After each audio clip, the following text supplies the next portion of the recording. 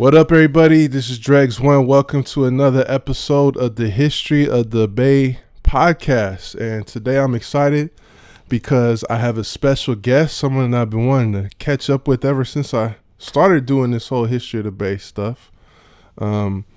This artist is somebody that has really been influential in the San Francisco and worldwide graffiti scene, pioneer of the Frisco funk style, even though he represents Daly City, which we'll talk about. Member of the TMF crew, as a graphic artist. He's been in the music industry, won Grammys, I believe, and been holding it down for a long time with Morning Breath Incorporated. Talking about the one and only Doug One. Right on, man. That's a little too much of a grand introduction, but thank you, man. I appreciate it. I appreciate the modesty, but it's well-deserved praise. But I know you're a humble guy.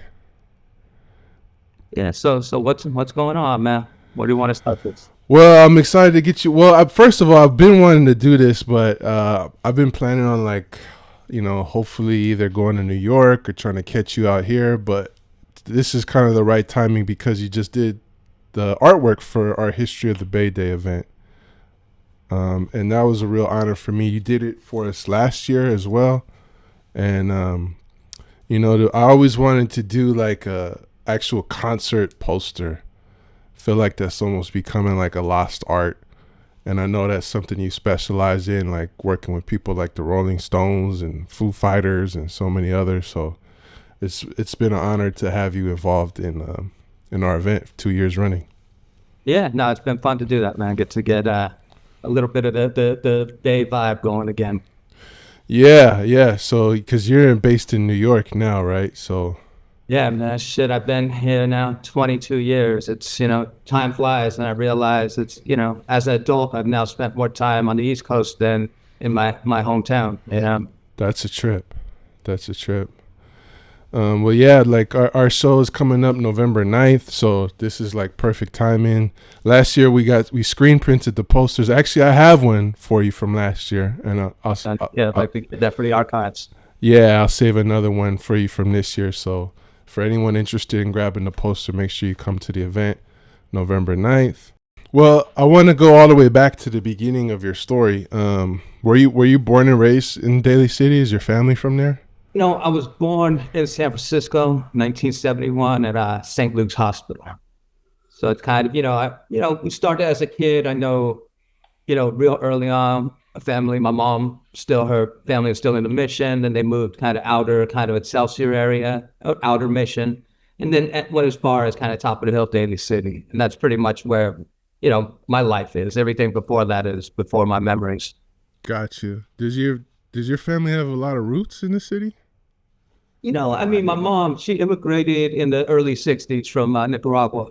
And my dad's born in the city. My dad grew up in Sunnydale projects. Okay. So, all right. So a little bit of both. You have some immigrant and some family roots there. Top of the hill, Daly City, huh?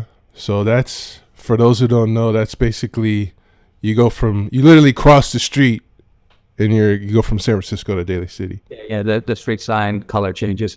Yeah, it's blue to white, Yeah, you go from, I guess, Mission, Excelsior, outer Mission, and then you're in Daly City. Exactly, yeah. Some people refer to that as like East Side Daly City too. I feel like I've heard that as well. Growing up, that's what it was, the East Side of Daly City. Uh-huh.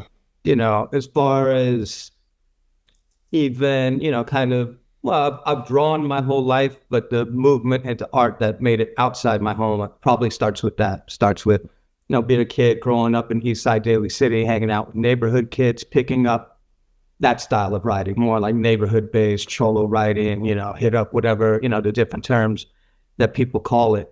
And that goes into probably, just a young kid just figuring things out, hanging out with other guys that, are into the same thing, but also wanted to emulate, the older guys in the neighborhood. You're a little kid and you have, dudes the way they're dressed. You got, people starting to get their lowriders on, get their hydraulics on, all that stuff. And as a kid, you're just, curious about that. My next door neighbor had a 65 Impala with hydraulics. I mean, I was probably, 8 or 9 years old. And every day I'd just like, see him out there working on it. I was like, oh, can I play with your switches? It was just like an exciting time for like this thing that, pretty much has been around longer than I knew then, but I know now it's even been part of LA culture that much longer, So that was just kind of, coming into the scene of like, late 70s, early 80s.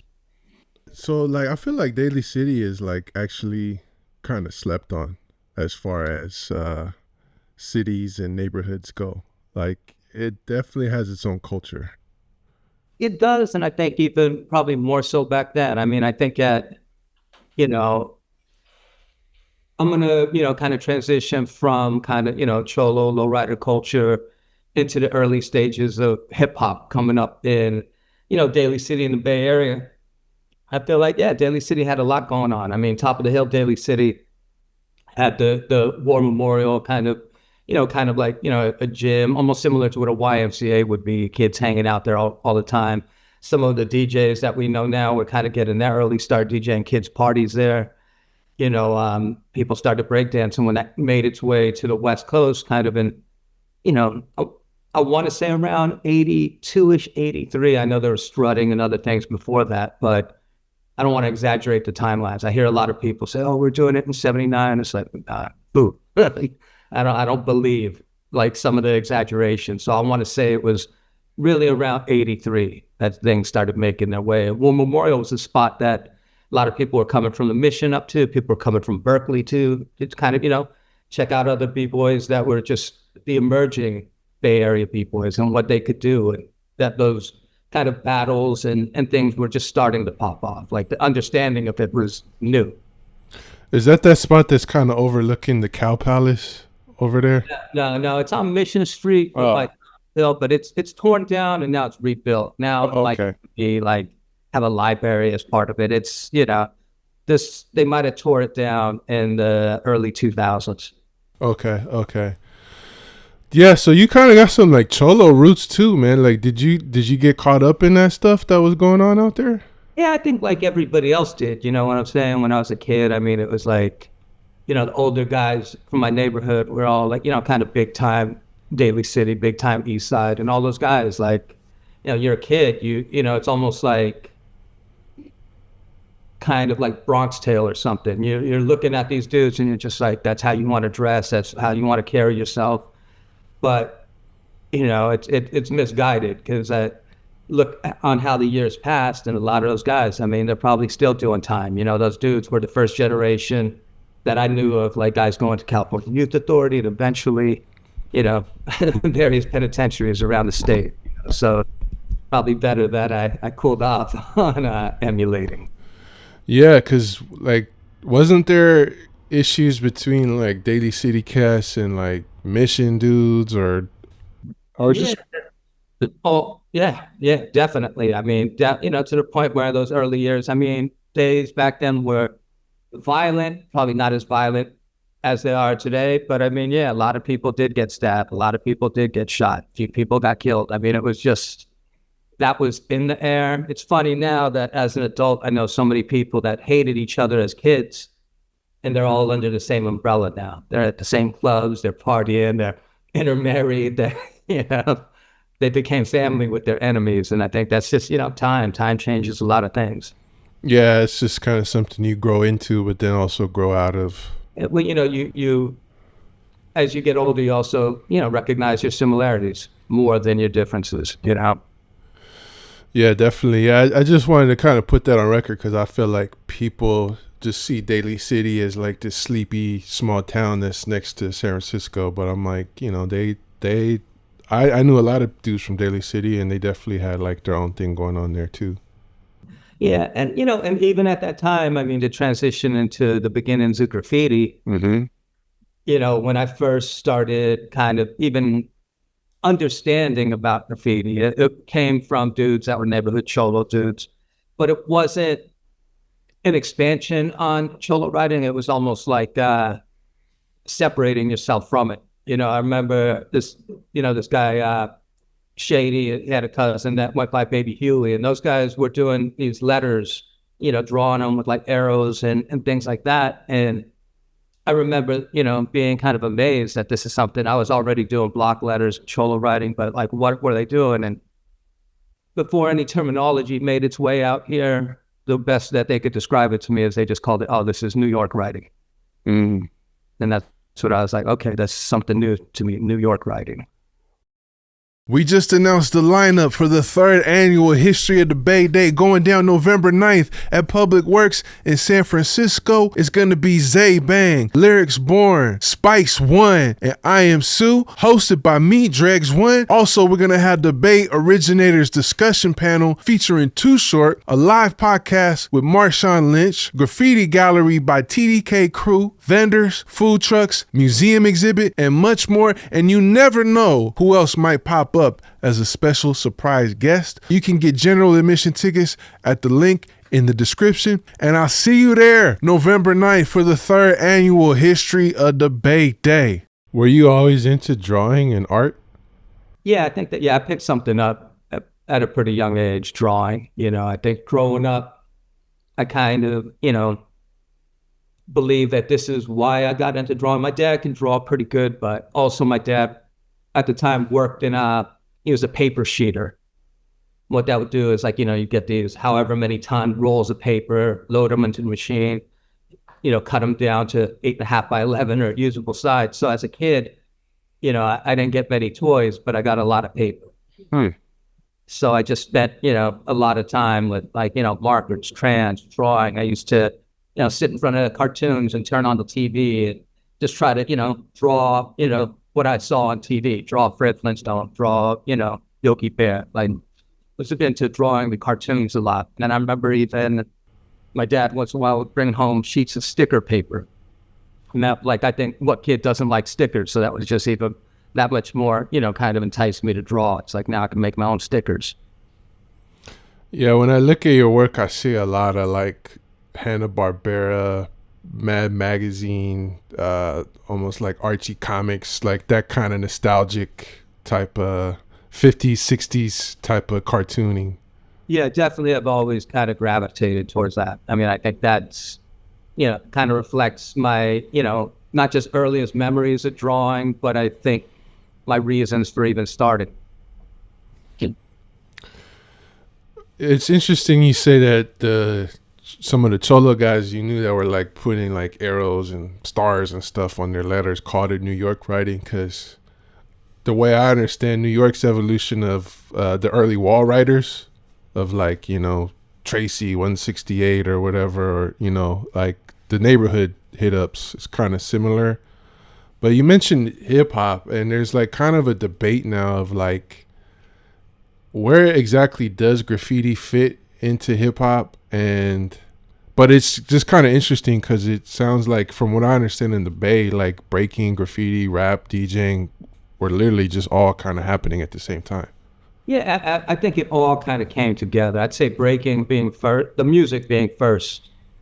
But even then, I think that the idea of what the music was, I don't know if people were even calling it hip hop at that point. Like, the first stuff I remember, obviously, he had Sugar Hill Gang or whatever, not like in 3rd grade, but all the underground stuff you weren't getting, but you start getting down the road, all the Tommy Boy stuff, all the Africa Bambaataa, all the kind of electro, maybe a little bit later, like Houdini and things like that that had like a wider spread to the Bay Area. And I think it was just, it just went hand in hand with kind of post-disco or Rick James or whatever else you were listening to. It was still part of that same, collection.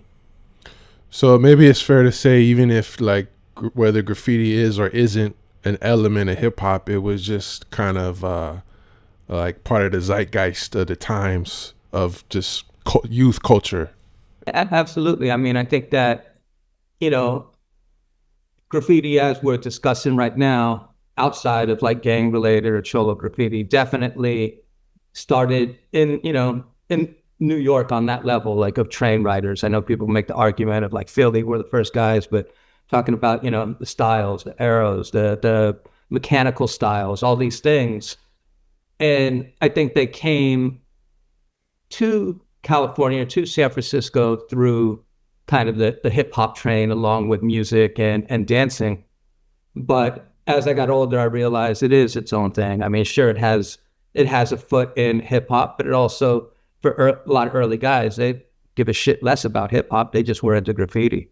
Yeah, I agree. Some old guys that they were just like, it's Black Sabbath for them all day. They never cared about, anything that was, happening with DJs or anything else. So you're already doing Cholo writing. Are you racking paint? Well, definitely racking paint when I got into the New York style of writing. Okay. So but you're like experimenting with spray paint and all that. When I was younger doing it, I mean, I don't know if I didn't associate it with the whole subculture of that. And I mean, was I racking paint? I'm sure I racked paint at some point because that was like, even as a kid, I was into a lot of mischief. I was just always kind of that, somewhat unsupervised latchkey kid that, kind of regularly got in some sort of trouble. So I just went with being kind of a mischievous kid. And I think that maybe, part of what really attracted me to graffiti, besides the artistic value of it, was all the other mischief, something that a lot of people don't, completely, I don't hear people really mention this because times have moved on and everyone has grown up. But the early stages of graffiti, I mean, it's children writing. Yes. Now everybody knows. It's like, they're 35-year-old guys out there doing a production and barbecuing and having beers or whatever it is. It's older people. But back then, there was nobody above 20 years old doing graffiti. There was probably nobody above 18 years old doing graffiti. Everybody's like, 12, 13, 14, 15 is probably the demographic of kids and when it started in San Francisco Bay Area. So it's just kids being kids. That's what kids do. It's like, a lot of in and out juvenile hall type for that generation. Yeah. Sounds like good old fashioned American fun to me. Yeah. And that's what what it is that something that as an adult gets lost. I mean, it's there, and there's some fucking crazy dudes out there that are on almost military level bombing missions. But when you're a kid, it was just, it's felt like a mission. You're out there, trying to do your thing, hide at night, finding weird little alleyways, weird little back road places that you shouldn't be in. And that all adds to not just, the idea of graffiti as art, that you're creating art, but this whole lifestyle of mischief that you're getting into. And so I think that's the exciting part, I agree. It's like a rite of passage for us growing up out here. What was it that actually turned you on to the New York style of subway graffiti? Was it the books? Was it Star Wars? Was it? I think a little bit, if I could be honest with myself. I mean, I might have tried to backspin once or twice in my life, but I just don't have B-boy in me, and a lot of friends, I still wanted to be a part of this thing that was coming on that point. My only understanding of it is being through hip hop. So what part could I play in that? And the part I could play best is the same part I played even when I was, doing, Cholo t-shirts with Sharpies, is doing, kind of this style art that matched what was going on at that moment. So I think that was really kind of where it's like, I remember our first crew was, graffiti crew was Reckless Riders, but prior to that, it was Reckless Crew. And it was like, B-boys, friends, DJing and B-boying, and I'm the guy doing graffiti. So it's just like, our view of like what was going on in New York was, kind of slightly twisted, probably even a little corny for that time, but it was just kids trying to figure shit out, Unlike the history of New York, I mean, we didn't have mentors. We didn't have, anybody to apprentice us on like, this is the way you do things. We're just looking at things and trying to figure it out. And this is before we seen, subway art or seen style wars or before wild style made our way. I mean, I think the first piece of anything that resembled what I understand now as that style of graffiti was the Malcolm McLaren Duck Rock cover. But I guess Dondi had did these almost like cut out letters that were glued to the radio on the cover. Interesting. So this sounds like a very organic learning process.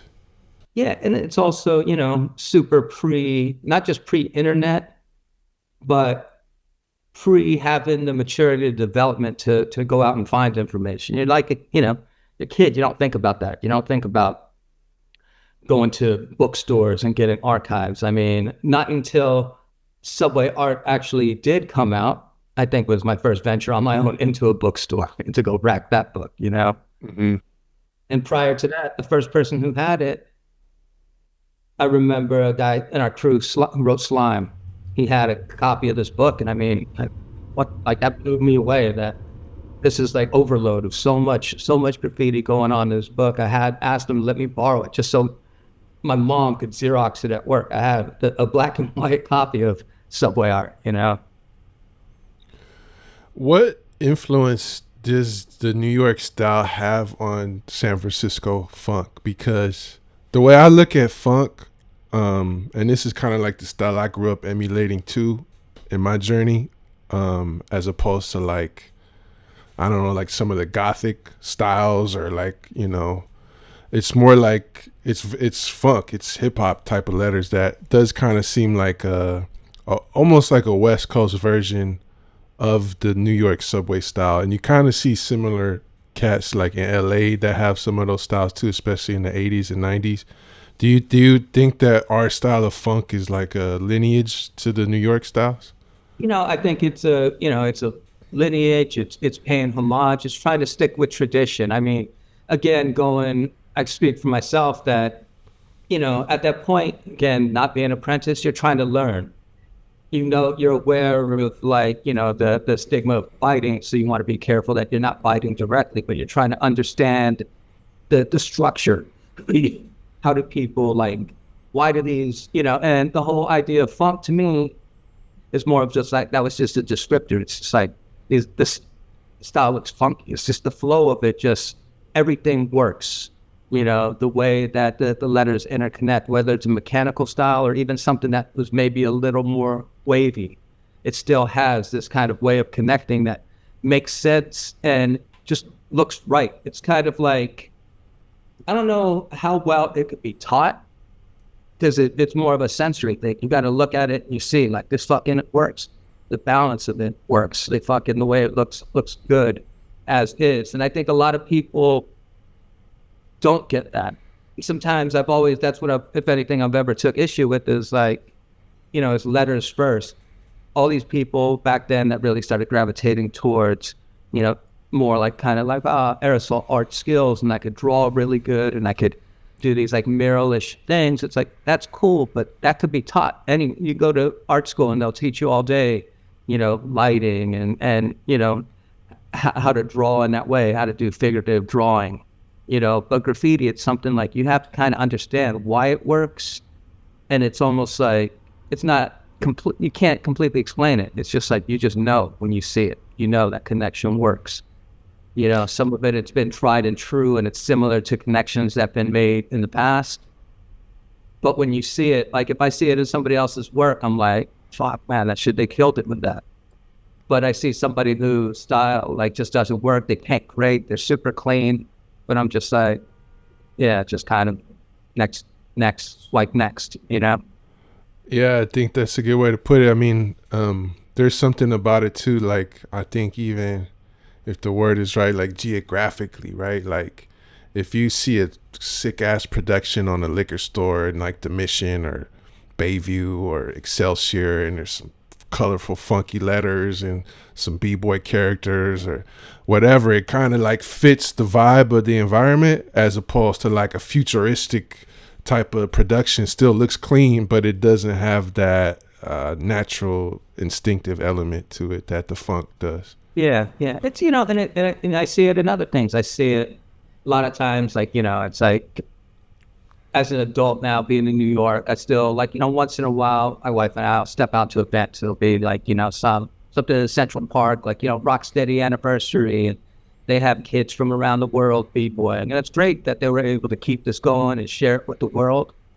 But when I look at those kids, they could dance great, but they don't have that thing. They don't have that way of mugging when they're dancing with each other.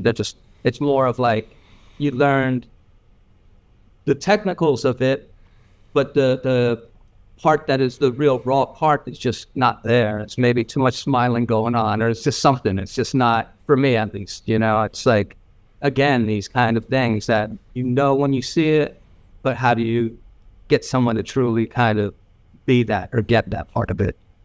Yeah, that's like the aesthetics of like style versus technique. And that's where we go into real graffiti nerd territory here when we start this conversation. Yeah, I think, also for me, like,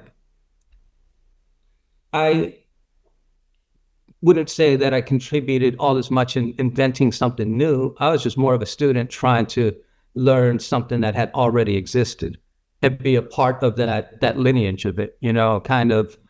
There's so many people I think that are really, and that's cool. If that's your focus is to be completely this kind of do your own thing, original, and you're known for that. There's been many of those people before. I'm more of kind of, I just want to be part of the tradition. I love this for what it is, and I want to continue carrying that same torch, not changing it, not becoming a guy who's like the 3D graffiti guy, like right. Just very traditional, letter styles, and I'm fine leaving it at that. I don't need to expand on that into some whole other world that many people have. Some successfully, some I think got away from it too far that it's no longer connected. Yeah, I mean, to go back to the intro I gave you that you're like, oh, this, you're being modest about it. But I think your contribution comes from like a very solid body of work, like a lot of prolific work from literally the beginnings in the Bay to decades later. So I think it's pretty clear just from your output that you were very dedicated to the art form. Yeah. And also, I mean, it's a weird thing, man. And I have to like put this into perspective of not just San Francisco, the Bay Area, but the whole world, right? And sometimes I look at what some people have done and I'm like, holy shit, how did they pull out that much work? I think some people, are programmed or they program themselves to just compete on that level. And I think San Francisco is still figuring it out. I don't know if the competition factor was there yet to drive somebody in that way. And I felt like over the years, it accumulates. I've done a fair amount of painting back then. But when I think of others and how those that are out there that are probably painting daily, that have, thousands and thousands of freight trains or pieces on the streets or wherever else under their belt, that's what amazes me. I think that at our time, like the being a part of graffiti was enough, but maybe the drive to even do more and more and more didn't really exist in that same way that it does now or on a global level. Yeah. I kind of, when I look back on like stuff from the 80s and 90s, and even in my own experiences growing up, it's just kind of like something to do. Right? Yeah. When we talk about RW, who else was in that crew, and did you start it? Our boy Eyes is the one who started, Reckless Crew, and then we had the time Reckless Crew was Eyes, Steel, Dream, not Dream from the East Bay, but Dream from Daly City, Slime, myself, and I think that was kind of that's who our crew was. And it was like 5 guys. And then we got down with Riff, who was almost kind of like, like this, like mystical figure of graffiti at that point, because we started seeing this guy up and it felt like he was just years ahead of us with like the understanding and the evolution of it and things that like, I mean, again, no one was teaching us stuff till we found somebody who could teach us stuff. And he was the first person that I knew that even threw around the terminology, like he was getting these little simple styles, Mr. A's everywhere. And when we finally met him, is just like, oh yeah, that's my throw up. And I had never even heard that term before. That was like the beginnings of like, learning things that he was kind of schooling himself on. I know a lot of like, it's funny because he shared the book book Getting Up. And in there, it has all that kind of in there, people's stories of robbing paint, racking, of, doing all these things that are part of graffiti. And I think that was the beginnings of us even learning, like, it's bigger than just going out trying to do this, spray paint piece on a wall. There's a whole subculture to it. But was the beginning of like, that's RW crew. At the time, crews are starting to pop up. It's just, of like, I'm sure a lot of people had crews. I can't remember everybody, but noticeable crews that were in the city a lot with pieces. They're actually from Berkeley, was Task Force. And that was like Qbert, Django that wrote Chaos, that Razor from KTV. He wrote Chaos, and those two, like between Qbert and Chaos, it was just like, look, shit, there's those people that also get it. They're starting to do this thing, The buses started catching tags on them, and I remember seeing like we'd catch a few tags on them in Daly City, and they'd come back, and there was like, like Dazzle, Rex, and Zinc, and they're from the Mission.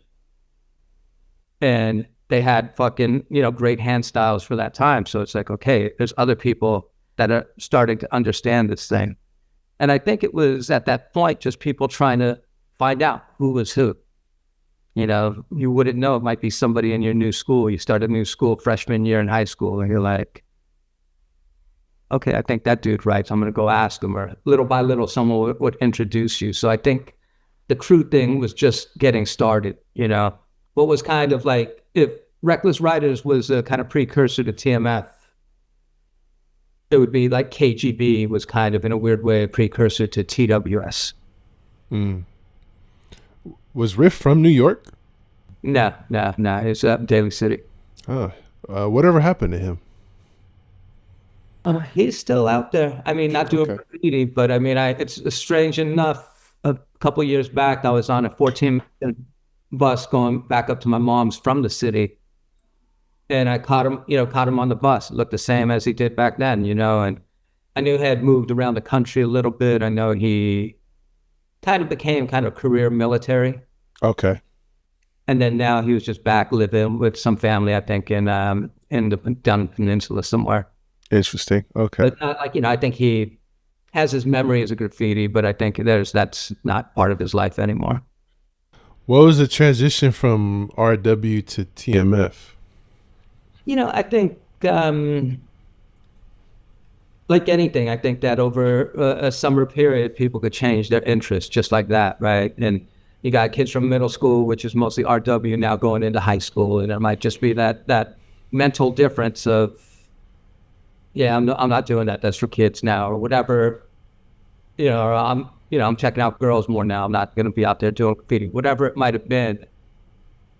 But that's when I became, my first year in high school is when John Bizarro and Disc, who writes Cypher now, kind of were also in my school, and us three kind of started TMF, I think. Bizarro coming up with the name. And it was, at the first, it was just like, three mellow fellows, just kind of almost like a goofy name for a crew, like, just like, yeah, we're mellow, we are mellows, And little by little, we started expanding that, and then kind of, brought a few people that were in RW back part of TMF, kind of brought Slime into the fold. Eventually, another guy that was from the Heights, who wrote Slim, was starting to get up like crazy. Actually, Slim was, track back, he was later RW, but he transitioned into becoming part of TMF as well. So one thing that people associate TMF with is like the style, and obviously a lot of bombing, a lot of getting up, but what I remember like reviewing is just like productions. And this is also a time when like there's spots like Silver Terrace and Coors Yard, right, and some of these other spots that allowed you guys to create burner, background, character, large scale. Sometimes not even writing your names, just writing messages, like the Free South Africa piece you did. You guys started really developing these big productions. Yeah, I think a lot of it was we were, again, I think starting to see more of New York transition to walls. You know, you see subway art and it's trade. So you're thinking in that terms of just like, you know, just a name, character, name. But as we start seeing more walls, more kind of, you know, productions out there, I think it was just a natural transition for us to try to, you know, put our forces together of whoever our crew is. If we could get, you know, 4 names on the wall and a few characters, we could start building out something bigger. And I think it just kind of grew from there again. It was just a continuing trying to educate ourselves about what this whole thing is about and trying to emulate in that way. It's always been that, I think, for our crew. But it seems like you were getting like ambitious, like that Free South Africa production I mentioned. That was like all you, right? You're doing like one man productions. Yeah, that was me and Slim. Oh, okay. That was also, you know, he was a few years older than me. I mean, I might have had some views of just like very general, like you see something politically at that time, you're like, oh, it's fucked up, what's going on? But my thoughts of it were not that deep. I mean, I was literally, you know, 14-year-old kid. Mm. And I think, you know, Slim was maybe 17 and, you know, I'd hang out with him a lot. And I think he was definitely, you know, one of those guys who I remember him then of just like smoking fucking crazy amounts of weed and thinking about things all the time, watching the news, thinking. I remember he had almost like compulsion of writing down ideas on like Post-it notes and had them all over his walls, not even about graffiti, just about society, about life. So I think it was more of me coming up with the aesthetics of it and us working on it together. But the idea was his idea of like, I see something that I want, you know, an idea in the world that I don't like and I want to challenge that. Let's do something, you know, to reflect that. Got it. Okay, I'm glad you said that. I think the book only credits you, right? I think his name is in there. But oh, okay. Excuse me if I'm mistaken. Doug and Slim, RW. Okay, cool. What were the consequences like for graffiti? Like, because when I look at like the pictures of, like I said, like the bleachers at Silver Terrace or Crocker Amazon, like you couldn't just go and like paint a production there today. Like, no, I mean, some places I don't think anybody tripped. I mean, I got in a lot of trouble at it as a kid and was never at those places. You know, so I think it's just like, it's one of those like, you know, once things got that painted and that many people are doing it, I think that, you know, the police seem to turn a blind eye to it. Mm. You know, but I think there was other times throughout, you know, the years of graffiti in San Francisco, it kind of it was kind of, you know, politics dependent. You know, who was the mayor at that time? Who was the mayor that? It's something that I still think about to this day is how when local politics change and say crime goes up, they're gonna, you know, lower the consequences. Now crime goes up. It's like with these, you know, the politicians don't understand. It's like, there's word on the street. There always is. Kids know right away what they can and can't get away with.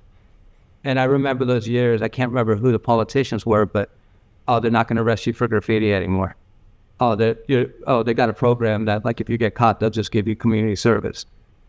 And I think that once you got wind of that's how the new system's going to work under these new mayors, even as a kid, you're going to exploit it. You're just like, yeah, I don't give a shit then. I'm just going to, you know. Yeah, that's why I asked, because just kind of following the timeline, it seems like some of these spots and productions that went up, like that's how they were able to exist, right? Because it's not like by the time I was in high school, there was like a graffiti police task force. There was like people getting their houses, teenagers getting their houses raided. They had that then, man. I remember. Even in the early or mid 80s, there was a team, San Francisco cops, Mike and John. think it was John Haggett or yeah, and I remember them like they knew who you were.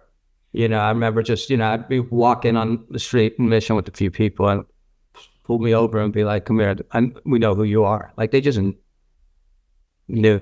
Oh, okay, interesting. Or sometimes even later, I remember one time getting arrested, and I forget whose tag it was, but it wasn't mine, and they're just trying to push it on me, like we know you did this. We have photo, surveillance photo, all this fucking lies, and I'm like, you guys are just trying to play a game to see who will fold,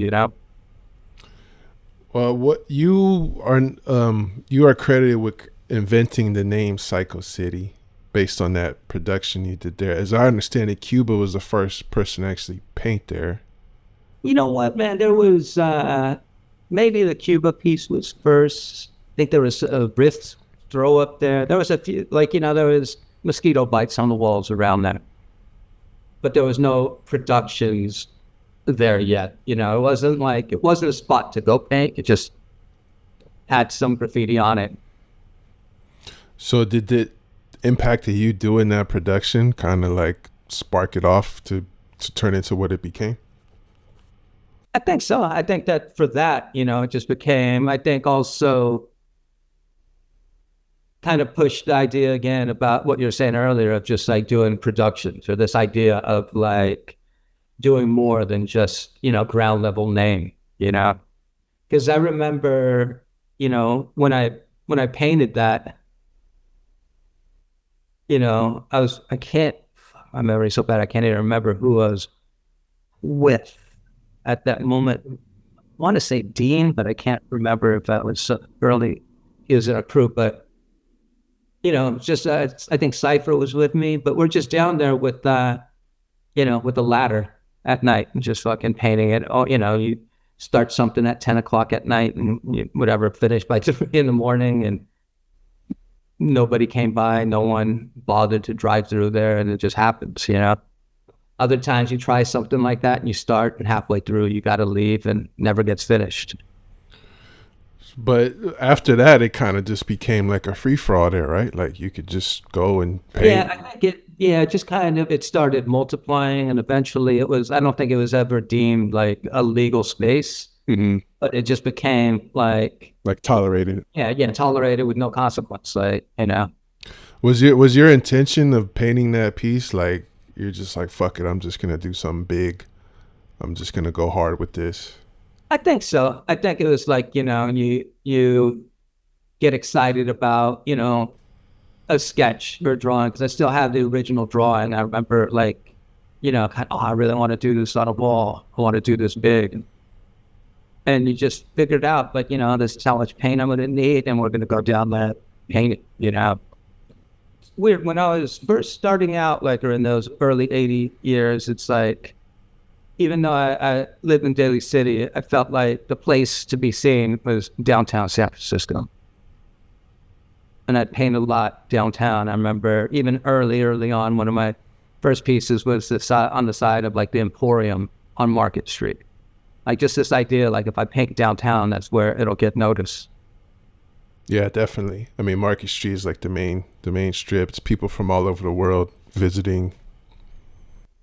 So it was more of how do you, not that you could see Psycho City from the street so much, but it would be big enough that I figured it would have some impact of being in the city like that. Also back then, I think graffiti in general had this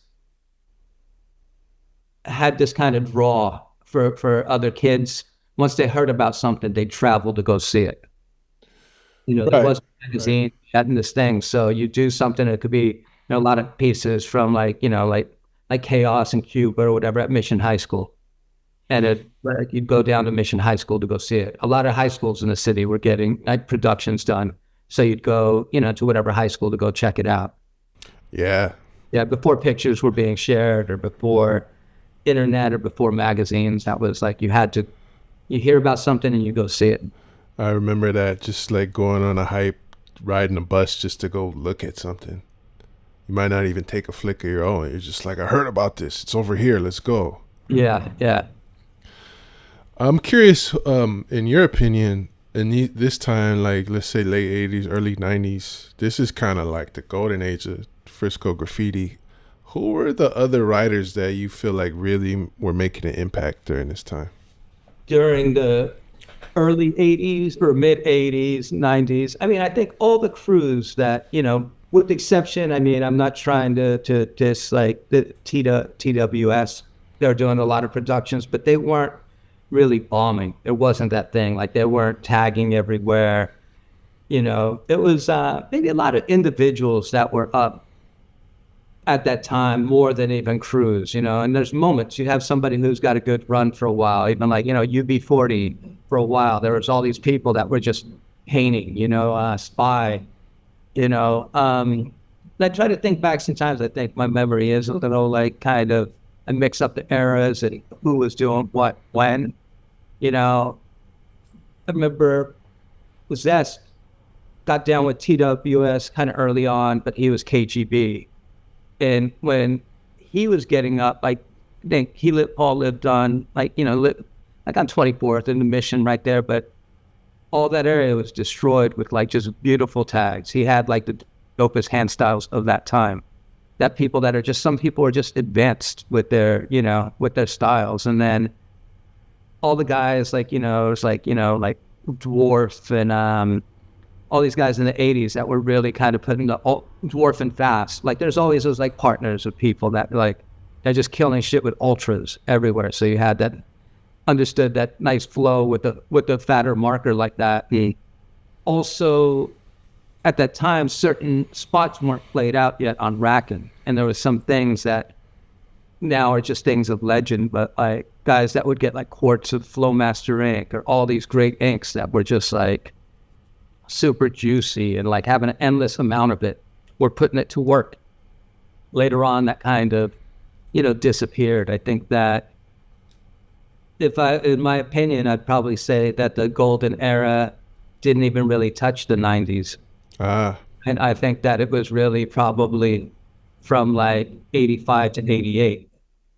Yeah, that's. And then, and then you have next chapters, you have other people after. But I think that was the exciting time when everyone's trying to figure this thing out. When every neighborhood had, different crews and different people, as well as there was this beginnings of like people trying to like, meet up. Like 24th and Mission was a huge spot. And going back to the whole idea of like, Daly City, Mission fighting, graffiti started to soften that blow a little bit. All of a sudden there was like a pass given for like, because now there's kids from the Mission that were once gangbanger kids that are writing graffiti too. And it's a lot of the neighborhood beefs were starting to get squashed more, to kind of accommodate for graffiti writers to write together. Yeah, that was before my time, but like when I talk to writers from your generation, they kind of say similar things, that the 80s was really when it was going on. And I also get the sense that back then, like you said, it was such a neighborhood thing. It was like that pure rite of passage that we grow up with. Whereas I guess in the 90s is when you start seeing more people from New York, Baltimore, LA. There's kind of also like, I don't know how much this has been spoken on, but like the tension between like Academy of Art writers and like dudes that just grew up in the hood tagging on buses. But I feel like in the 80s, it was more like the pure kind of born and raised local thing. Yeah, absolutely that. I mean, I think that's really the big difference. Also, going back to what I was saying earlier, still kids, still teen. The 90s became kind of, adult writers, people that are traveling, that are like, coming here from, like you said, Baltimore, DC, or New York, or, LA. And it becomes those tensions, right? Because San Francisco's a small city. And yes, in fact, it is easy to get over on. But there's a certain thing that when, like, like I could get over on my city, but you can't, kind of thing. So those tensions begin a little bit, where I think a lot of local people maybe didn't really dig the early vibes of like people from LA coming up or things like that. That took a few years to kind of squash that out and realize that all the goals the same, you know? I think one person that really bridged the gap, obviously he's a local, but he is part of the art school and the fine art world is Twist. Yeah, absolutely. I mean, and, you know, it's one of those things like, I remember when Twist first started writing, and it goes back to the early 80s, but he was in the peninsula mostly. You know, I remember going out to like Tanforan Mall, like in the early 80s, and he had this kind of really weird tag that it took me a while to understand what it was trying to be. It looked, I always thought it was a glove, but then someone told me it was a skull because it just had this like the teeth of it just dropped down so low, but I guess it just said Twist. And you know, that's fine. He was up out there a lot. But at some point, maybe towards the later 80s, you start seeing him around a lot, like, you know, in the city with that tag. And then, you know, I'll get my years a little screwed up, but I think that him first really making noise is in the maybe like 88-ish area, 89. And what it was a lot of political graffiti. He started writing a lot of like, you know, things for, you know, for liberation in Nicaragua or El Salvador and places like that. And he would draw like, you know, his little same kind of character, but now have political messages attached to it. Was he in TMF at one point? Yeah. That was in the later 90s, like how we expanded our crew and started bringing in, you know, people like, you know, from the East Coast into our crew and Barry. And it just kind of, it's a weird moment because it was all based on everyone bombing. But I also, looking back at it now, it's a lot of time of like kind of, you know, fair weather friendships. You know, like, I mean, I'm cool with Barry, but like a lot of other things just kind of like everyone went their separate route. And it was just of that moment, you know? I think one thing that's really captures that era really well is the Malicious Mischief. Yeah. What kind of impact did that have, or like what was the process of like? Because that was Dean's, right? Dean made that. Yeah. You know, it was just something like, you know, Dean at that time was, you know, at City College, kind of, you know, like doing film and photography. And I just think he took it on as a personal project, not thinking that much of it. And once it was done, just kind of, oh, let's make copies and get it out there. And you realize it just, it starts influencing people. Yeah, it's a really cool time capsule of not just graffiti. I just like looking at it because how the city used to look, bro. It's just so much different. Even the music, even UFO doing all the kind of beats for that. It's pretty cool. You know, right around that time, you know, because I mean, that's early 90s. You know, I had opened a shop in Daly City that I started out doing airbrushing and eventually led to kind of selling, you know, markers and inks and caps and that sort of thing. And I think that for me was kind of the connector to all these people that did start coming into San Francisco. Yeah, so you had maybe this is one of the first like graffiti shops in the area? In the Bay Area, I think, yeah, pretty much, but I don't know. I'm sure New York already had other things going on. And, you know, I was just, I don't know how it transitions into that. I think out of my laziness of not wanting to airbrush as much and find some other way to make money, you know, I started figuring like, how could I get, you know, markers wholesale? And I started just, you know, little by little calling up companies, calling the manufacturers who made like ultra wides, calling up distributors who distributed Pilot, started finding ways to get Marsh inked, started finding like every little thing. And the big one that kind of changed everything was finding how to get caps. Mm-hmm. And what I did is at the time I called Crayone company and I asked them like that if they could send me replacement caps for the what's those it's not the paint, but they have those like spray varnishes for like artist spray varnishes. Yeah. And those were the cans that had the good caps on them.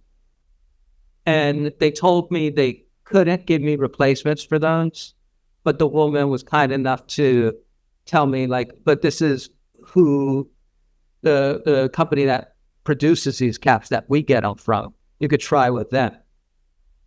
So I called them, and still remember the name of the company. It was a company called Sequest Valves. And I, called them, kind of explained my situation, what the product was.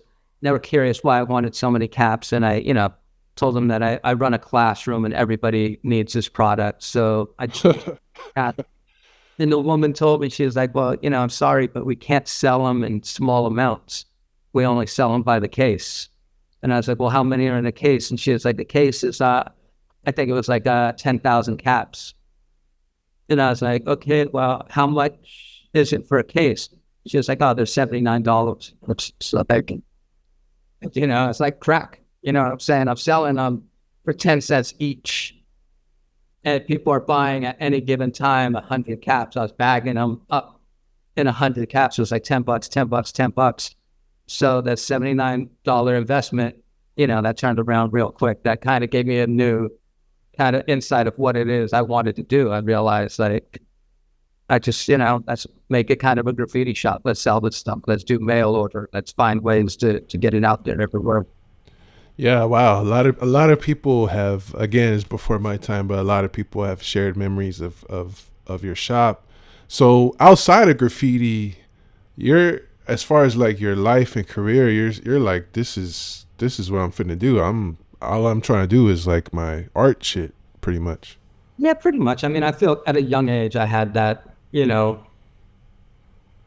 pretty much like kind of, dialed in as far as what I wanted to do. I just didn't quite know how to do it. I did go to Academy of Art College for illustration, but I think that, I don't regret it. I mean, I had a great time doing that. I do regret that I took out a loan to pay for it, but I think I went that route just because too many people in my ear with an idea that everyone would say back then, right? That, oh, you need to get a piece of paper, you need to get that diploma, you need this. And for that particular thing, I don't think you need that. I think that your work speaks the volumes that it needs to do. You don't need a diploma for that. Yeah, I like talking about this stuff because kind of as we're talking about kids doing graffiti and then growing out of it, I always thought like, oh, I guess I got to put it down sometime or whatever, or like being an artist or like the stuff I do now from my career, it just seems far-fetched. And you're like, I need a backup plan, I need this. But like, I feel like at the core, if you love something as much as you love graffiti or music, art, dance, whatever it is, you can figure out a way to make a living off of it. Yeah, I think that, man, it's sticking with something. That's really what it is. Like everything, you got to do the work, right? You can't just, I know a lot of kids always have that, like ask us, oh, how did you do it? I want to do that. It's like, it's cool. You could do anything you want, but you got to put in the work. I mean, if you're not doing the work to get there, you can't expect it to happen. So it's one of those things that I think there is definitely, that's the first part is the show and prove. And the other part, man, is just life, man. It's luck. It's who you know, who you've met through the years. I think that there's things like graffiti that you meet a lot of people through. And later on in life, those people are in places that can possibly help you. It's no different than like, I think skateboarding shares kind of a similarity to that because you hear so many people that skated their whole lives and went on to start businesses or to get into something else. And it always kind of helped that they met so many people along the way that they skated with that later on was in a position that could kind of help their career along. At what point did you shut the store down?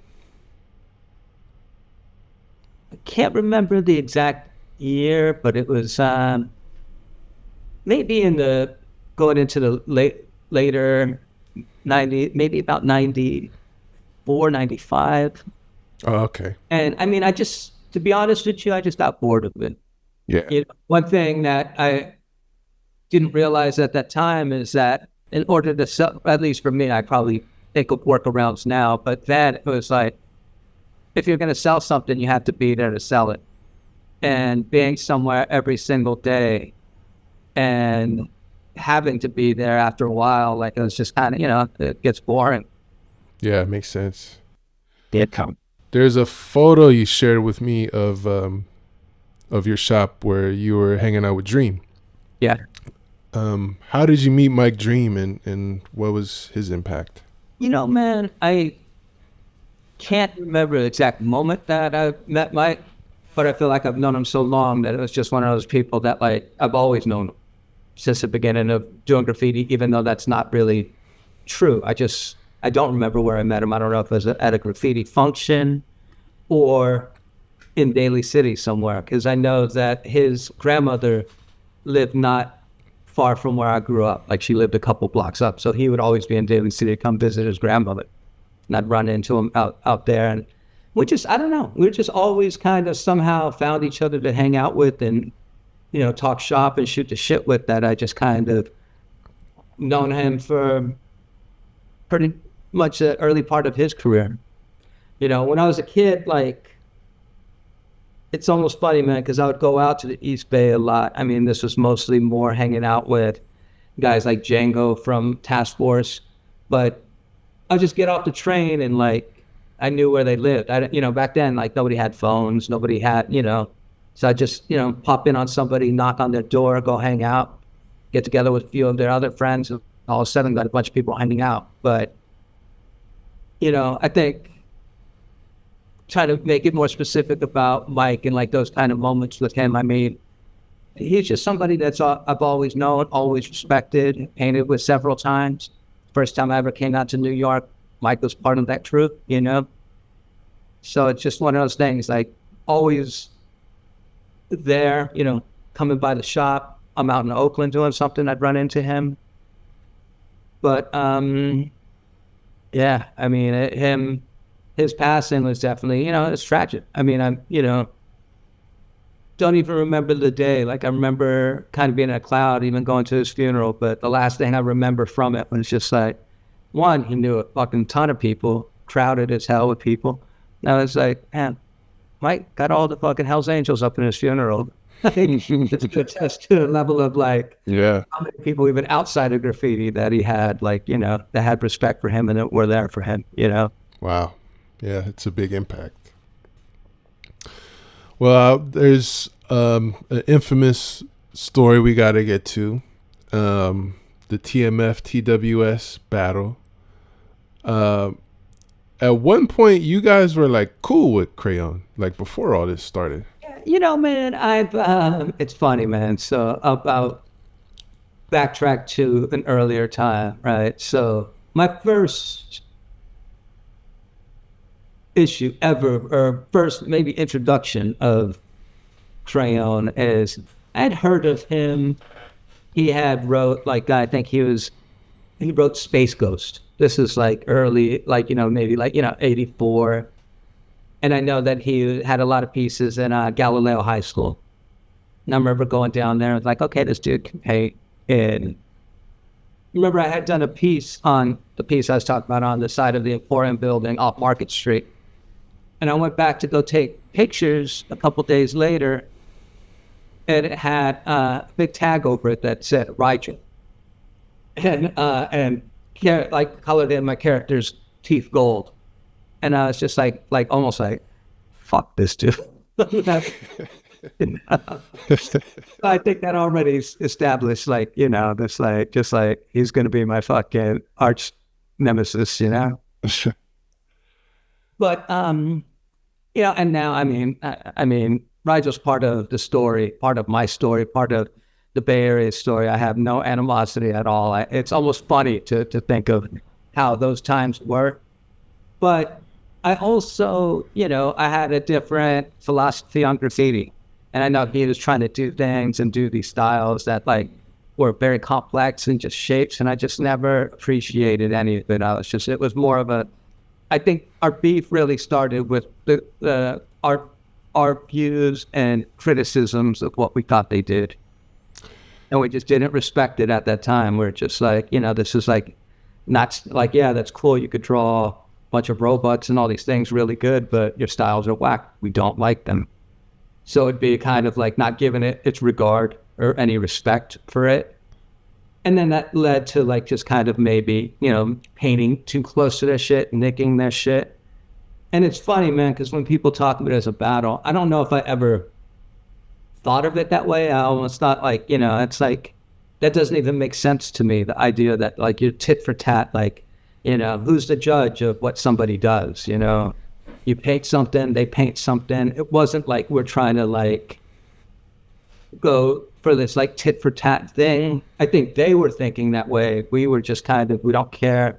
We don't give a shit about what you're doing. We'll just diss your shit. And it started to be that kind of thing. I remember having a mindset then, like, I don't really, I don't even care if I don't paint for a while. I'll just fucking do drops and destroy all this shit just cause. It's almost like the maliciousness of like not caring. So, that was, a phase, and that's part of the story. But I don't know if it was ever like we were kind of like, oh, we got to go do our best because we're battling these guys. I don't know that they might have thought that way, but I don't think we ever really thought of like, we got to put our best foot forward because this is going to be judged by the people, the streets are going to talk about this. It was just not part of our way of thinking about it, He told me that he like put, I don't know if this is the same incident you're talking about, that he put bullet holes on your piece, and that's kind of what started it. He might have done that too. But I don't remember that one, and the truth being told, man, I remember talking so much shit to that dude, and like, he's a lot bigger than me, and I'm just like the skinny little kid talking shit. And the reality is, he would have probably fucking cleaned my clock back then. I would have probably got beat the fuck up by Rigel. But I just had this like, fuck that dude, and I don't care. And like, I'm sure more than anything, it's just like, I fucking hate this kid because he talks so much fucking shit to me and fucking, just dissing my shit and just being a fucking thorn in his side, because even at that point, I mean, I think Rigel might have a couple years on me, 2-3 years older than me. So if I'm 14 and he's 17 or whatever, 15 and he's 18, it's still this younger fucking kid is, pushing my buttons really good. I mean, the sense I get, one, is like the reason we still talk about it all these years later is because the style clash is very interesting, but also like the skills, like you guys are, arguably some of the best doing it at that time. So that's kind of like a clash of titans right there. But when I look back on it from what I've seen, it's definitely a lot of like TWS, like, we're going to do big ass productions, and then like TMF, like, we're just going to write all over your shit type of stuff. Yeah. And, it's funny because it's like, I know a lot of people then can't, sometimes if you have a certain perspective of things, you can't understand why. You think like, oh, they must be jealous of what they did, or they, and it's more came from a place of like, we don't care. Like at that point, it's fucked up to say now that we thought that way. I mean, I wouldn't be this way with him now, but I think that we weren't into what they were doing. Like, you'd have to like what someone else is doing to be jealous of it. And we just didn't like it. So it was kind of like we didn't regard it as something that we cared about because it wasn't playing on the same, I don't want to say level playing field, but playing in the same room as what we were doing. Not that I'm even saying we were better. We were different, and we liked what we did, and we liked what other people who liked that traditional style of graffiti did. It's like, for us, it's like the people at that time that I was just like, I liked, what, like, Gigs and Rackus, and at the time, Gigs was writing Heist and what they were doing. Like, when I saw their shit, I was just like, fuck, dude, they're fucking good. It was like, I had my eyes on other people that I felt had great styles. Was there a point where, did you guys like formally like squash it, or did it just kind of like fade out? I think it just fizzled out. And then through the years, I mean, I've talked to Crayone, and probably even, I know there's times where he was early on working with Alex Aquino, and I'd see him, and it was just like, oh, what's up? We cool? It's like, oh, cool. I mean, that's, I think there's, again, going back to graffiti being a young kids thing, that's shit that young kids do. If I'm putting that shit on if I'm carrying on something that started when I was 13, 14 years old, and I'm still beefing about it in my 20s, that's kind of fucking, that's some weirdo shit. Like you gotta at some point let it go, you know? Crayone told the story that like at the time he was trying to get Dream and TWS, but Dream declined because he was cool with y'all and didn't want to be in the middle. But that kind of led to Dream doing the best of both worlds, the funk and the new wave production.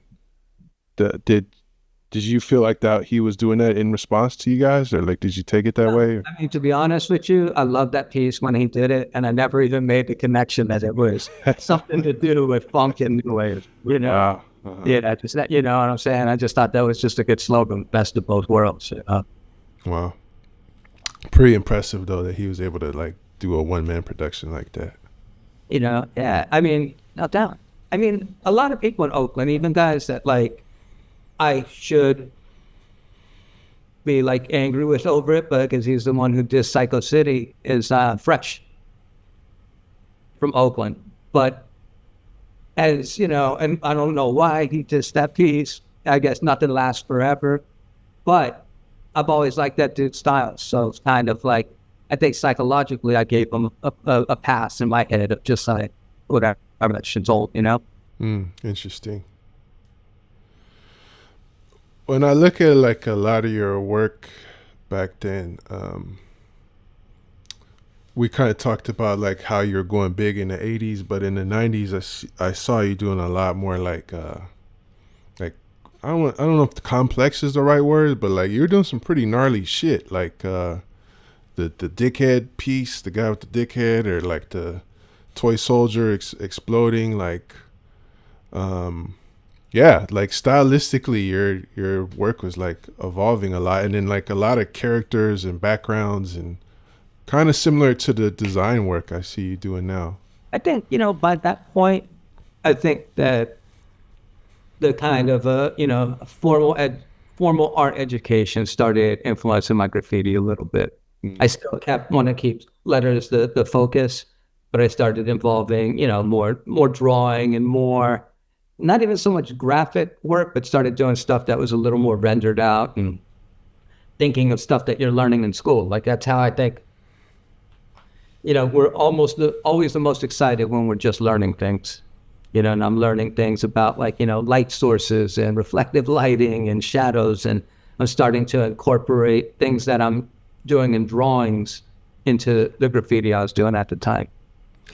Yeah, for me growing up in the city around this time, like it's hard to describe how sick that type of shit was. Like just the idea of like there's a giant penis head. There's like you walk down the street and there's like a giant dickhead shooting flames out of it. It's like, this is fucking sick. Yeah, it's also, you know, I think that at that time, that's when I first started. I was painting a little more with Twist, and he did all the bottom characters on that. I think it was this idea of like, you know, kind of jabbing at society a little bit. Yeah.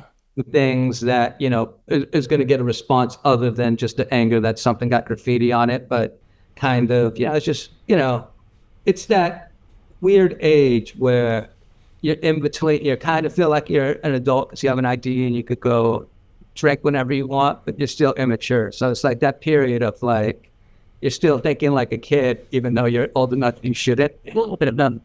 No, I'm glad you said that. Now I'm glad I asked you about that, because now it's kind of like helping me articulate it, because it's like, I think being a little kid, I was a little kid during that time, and it's very anti-establishment. And it's like you said, it's like, you know, society is so oppressive. So just kind of knowing that graffiti is like a local youth culture, I think I just identify with seeing that stuff literally everywhere I went back then.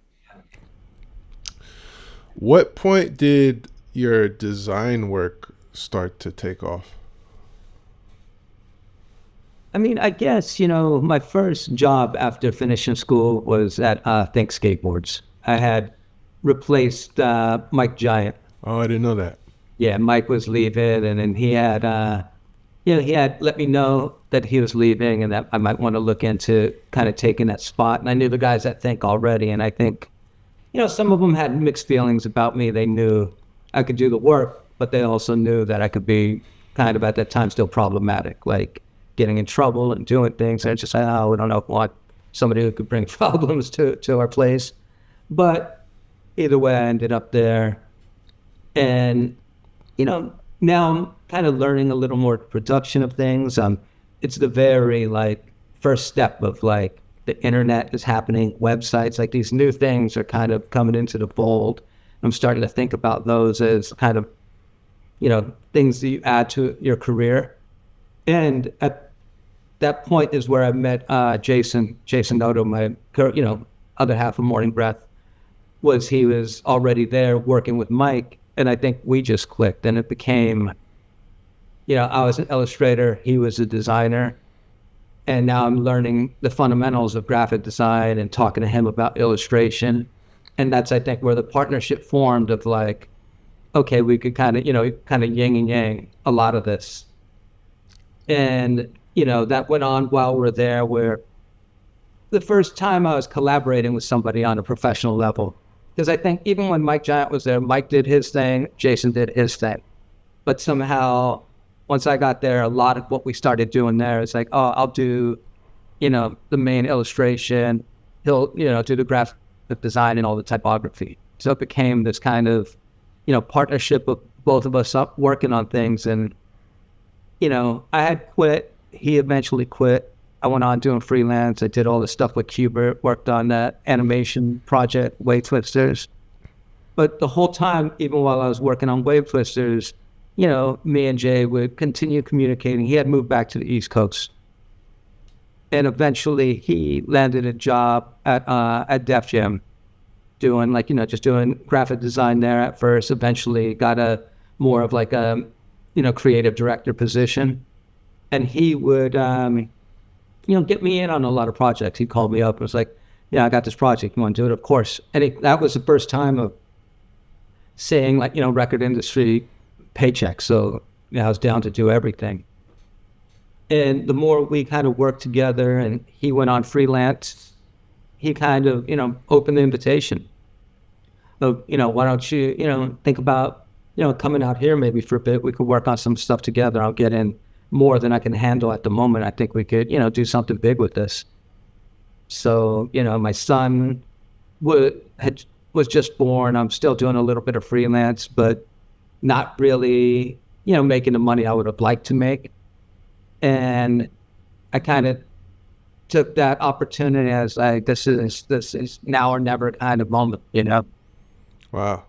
And that was like, and it was off, like the start of that was all that it was cracked up to be. It was like gangbusters. I was like, he had a lot of work lined up. So right from step one, it was in motion.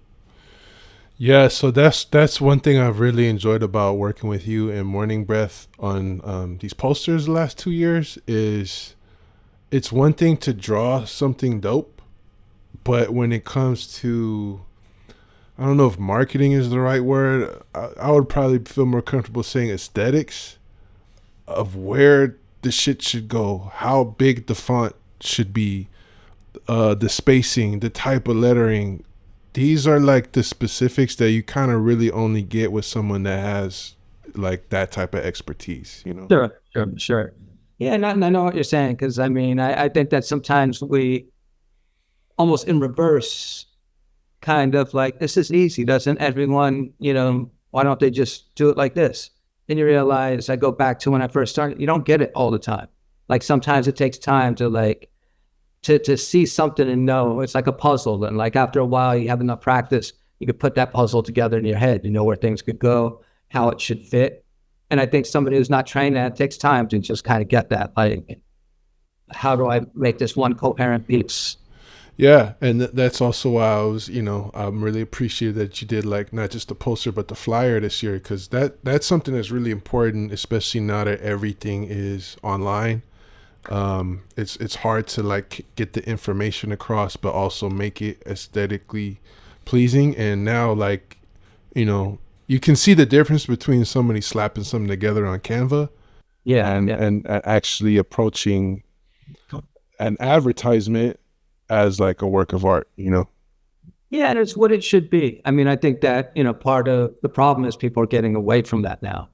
And they are just putting something together in Canva or making something in AI, because I get it. It's easier. And I think there's also a certain sense. It's like, what's the difference? It's all the same. Like nobody really cares that much for a lot of people who aren't willing to pay what it costs. Yeah, and then working with your designs, I was able to take that and repurpose it. So I gotta save you some of the merch too that we've made too, like the hoodies and the jackets and stuff, because that's the value of, like, I want to actually make sure I say this, because like you said, it's so disposable now. Album covers, flyers, whatever. It's like, dude, if you have a work of art, you can repurpose that, and it's something that outlives past the album release or the event date or whatever. It's actually something that, like the concert posters, we from the hate Ashbury stuff, that we look back on in years, and it stands the test of time. Yeah, it locks in that moment. Really quick, going back to Wave Twisters, yeah, when I think I mentioned this to Qbert, like when I see like that red worm and like the dentist and shit, it's kind of like that gnarly. Like, how much acid were you guys taking back then? That's what I want to know. That came way before, like the shit in his egg. And first, the acid is a lot, and the acid came way before that. Man. Yeah, because it matches. It's interesting, the music of Wave Twisters and the movie itself and your graffiti kind of all match that same that stuff I was talking about, being a kid and seeing that and being like, whoa, what the fuck is this? This is trippy. Also, I mean, with Q, I mean, he's like, even today, I mean, I always think of Q as like your fucking Peter Pan. Like that dude is still a kid in his head.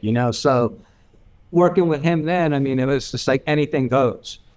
And that sometimes, man, it's like, even with work today, like depending on who clients are, who's new, sometimes people who are just so like, you want people to kind of let you, give you, full reign to do your thing, but you also want some parameters.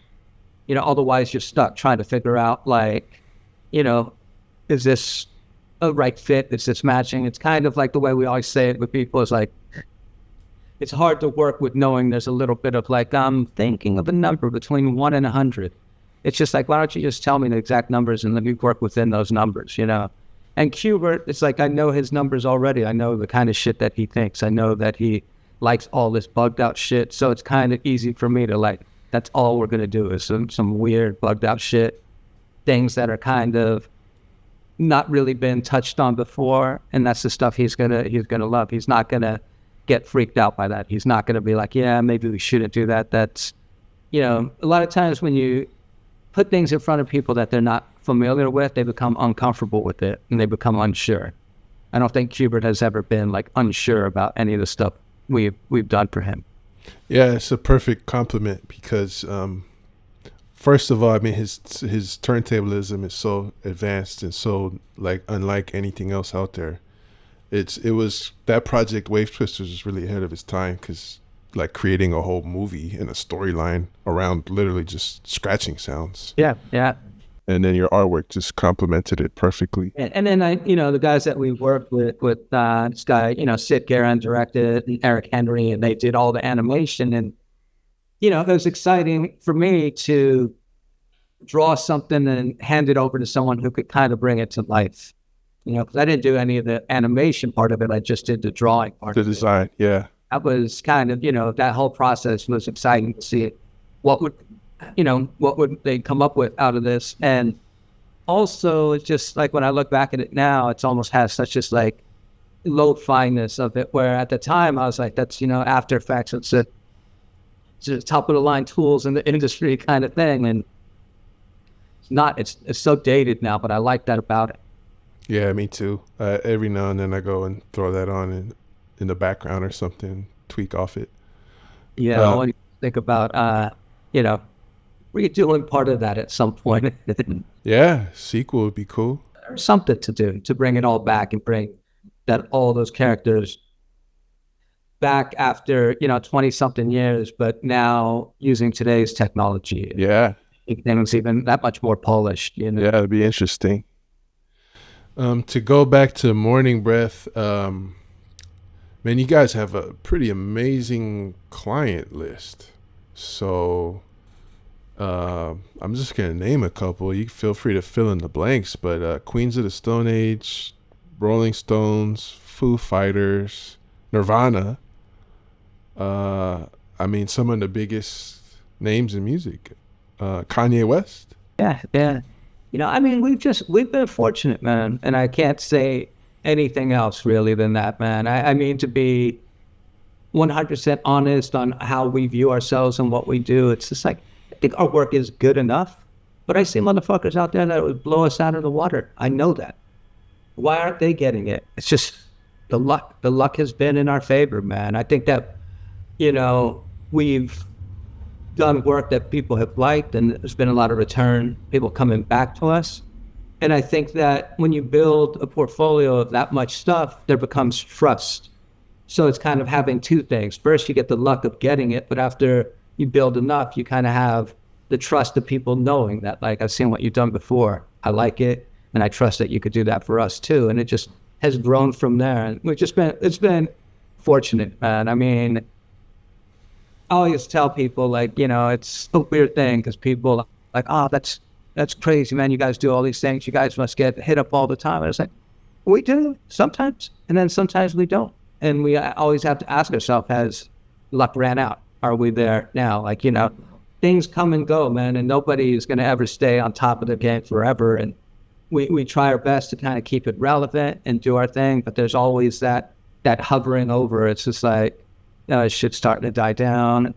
We've had false alarms before. We're like, oh, it's dead. All of a sudden, you know, swarms of shit comes in, and we're like, I guess it never left. But, you know, as we get older, I think that feeling, maybe that's kind of keeps us not giving up, because we know that things do come back around. But it's doing commercial artwork on a smaller level as we are. Like, we're not a huge studio, like 20 people. We're two guys in the room, and we don't offer all the shiny new things that people offer. We're not doing, you know, all the motion graphics and all those things. So not offering some of those things and keeping ourselves small, it's been good at times, but sometimes it's you know, hampers us from getting even bigger projects. But ultimately, it's just like, we just grateful, really, that we've been able to keep things going. I think what you're describing is just part of being an entrepreneur in any field. Like, when you're your own boss, this is kind of how it is. You're the captain of the ship, and sometimes it's smooth sailing and sometimes it's stormy. But I think it's probably even more so when it's creative, because of the way that sometimes creative work is not valued properly, or, like we said earlier, it's disposable, or it's a crowded, saturated market. Are you working with the artists directly on their vision, or is it like management, labels, or mix? In most cases now, currently, it's probably with management. Some input with artists. I mean, Queens of Stone Age has always been a little more input than some of the other people we work with. Some people, we get the message from their management. And there's been some people that we've never even talked to at all, the artist, and we just showed them a few things. The label or the management comes back and says, we like, you know, this concept that you did. Can we flesh that out? So it's less. I mean, early on, I think we used to talk to artists a lot more. And over the years, I think that there's become more of a wall. I think a lot of management, very protective of their artists. It's almost sometimes like a strange thing, like, fucking let us talk to them. Let's go directly to the source. Why are we, you know? But it's just the way it is. Also, music's in a weird place right now. As far as the industry is, it's not what it once was. I mean, it's used to be, music would probably be up to, you know, 60% of our yearly work. Now it's pretty rare. Wow. Okay. And you have 2 Grammys? We have 1 Grammy, but we've been nominated 3 times. What were the nominations? We got nominated for AFI, special limited box set or package for Group AFI. we were nominated for a Nirvana box set, and we were nominated for special package for the Desert Sessions, which is Josh Holmes from Queens of Stone Age, kind of his other project. That's the one. Wow. Yeah, I noticed you have quite a few like Queens of the Stone Age posters. Yeah, we do a lot of stuff with them for sure. And then a lot of brands too, like companies, like corporations. We do, some ad agency work. I mean, we've done, Ray-Bans, we've done, thinking recently, did, KFC. I mean, we do, done some like soda brands. We've done stuff with Pepsi in the past, a lot of stuff with Vans, and then a lot of apparel companies. When I look at Morning Breath, your work, I still see graffiti influences here and there. I definitely see that nostalgia of like we said, like 50s, 60s cartoons and even like advertising. Like some of the stuff y'all do reminds you of like, you remember you open up the comics, it's like X-ray vision specs or like stuff like that. Like I noticed you like that's a big part of your style still. I mean, all that stuff I think has always like, one, we gravitate towards that kind of that era of artwork, something about the kind of simplicity of that. And sometimes it's really about us just twisting some of that stuff, doing things that wouldn't have really been done back then, but in that aesthetic. So it's almost like it feels familiar, but yet it's kind of like, wow, they would have never done this back then. How often do you paint these days? I'm pretty retired, man. I have not painted for some time. I once in a while I'll get a bug and I start thinking about painting again. And every so often I'll get together with people out here, like writers from the East Coast, and just talk shop and hang out, have some drinks, and it kind of starts winding me up again. I just haven't made the jump out of retirement. I mean, I think the last time I painted any graph was, I want to say, 10 years ago. Damn. Was there a point as your career was taking off that you're like, I can't go bombing anymore? No, not so much that. Honest with you, I think that a little bit of maybe the competitive nature of myself, once I came to New York and at the place I was in with work, and I was like, I will not make a dent in New York. New York is a beast, and I'm not even trying to compete out here. And I know I shouldn't think of it that way. I should just think of it as having fun. But I think that graffiti has a little bit of that, either, show up or don't show at all kind of thing, It's just like, it's not it's not a one-off kind of thing. It's something that you commit to, and you're going to do it, and you're going to, do it all the time, and you're going to, put yourself out there like that. And I just kind of, I think that kind of had stopped me a little bit. And I get it. There's a lot of the old retired guys that, come out to paint and barbecue and and go about it in that route. And I'm sure that I will paint again in that setting. But I think that what drove me in the past was maybe more the competitive nature of it. Yeah, there's like two thoughts. One, a lot of times I talk to people, it's like they're still making music or they're still doing art, and that's dope as fuck, right? Like I aspire to that too, just keep creating. I mean, you get to fulfill your creative side because that's your job too, it's your career. But I think also another thing I realized too is like sometimes it's okay to walk away or to put things to the side, or sometimes you do have to like leave certain things behind in order to like step into a new phase for yourself. And it kind of sounds like graffiti, it can be one of those things for certain people. Absolutely. And it doesn't stop you from being, caring about it or be a fan of it. Because I think that now I'm probably more of a fan of it than an actor in it, I look at what other people are doing and I'm just, that's dope, and yeah, same here. And I'm thankful I get to just talk about it. I paint, a few times a year, but also like, the last time I got arrested for graffiti, I was like, fuck this, man. Like, Like I'm done. I just gotta be honest. Yeah, that's a part of it. I mean, just time and money. Well, now. Yeah, yeah.